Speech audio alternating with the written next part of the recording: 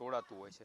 અત્યારે અમે પહોંચ્યા છીએ ખોડિયારનગર વિસ્તારમાં અને અહીંયા જ્યાં પાણીપુરી બની રહી છે ત્યાં એક શંકા તો છે કે પાણીમાંથી જ કદાચ આ રોગચાળો થાય, એટલે અહીંયા જે પાણી આવી રહ્યું છે એ પણ સ્વાભાવિક છે, કોન્ટામિનેશનવાળું દેખાઈ રહ્યું છે, કારણ કે વિસ્તાર એવો છે કે જ્યાં ખૂબ જ ગંદકી અને ખૂબ જ અનહાઇજેનિક જગ્યા હોય એવું અહીંયા દેખાઈ રહ્યું છે। આપ જોઈ રહ્યા છો અહીંયા પાણીપુરી બનાવવામાં આવી રહી છે, પરંતુ અહીંયા બાજુમાં જ જે ગાયો બાંધવાનો જે વાડો છે એ પણ છે। આ જગ્યાએ અહીંયા પાણીપુરી બની રહી છે।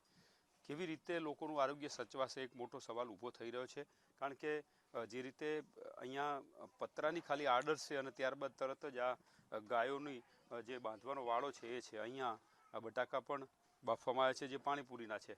આમાં વપરાતું પાણી છે કયા પ્રકારનું હશે, કારણ કે આ જે આખો વિસ્તાર છે એ પણ એવા પ્રકારનો વિસ્તાર છે કે જ્યાં ખૂબ જ ગંદકી અને પશુઓ જે બાજુમાં બંધાય છે એવી જગ્યાએ જ આ પાણી અને 10 મિનિટ જેવું ગંદુ આવે, પછી પાણી આવે, અડધો કલાક જેવું આવે પાણી, પછી નહીં આવતું, પછી પાણી પછી મોટરથી ખેંચે ત્યારે પાણી આવે જ માંડ।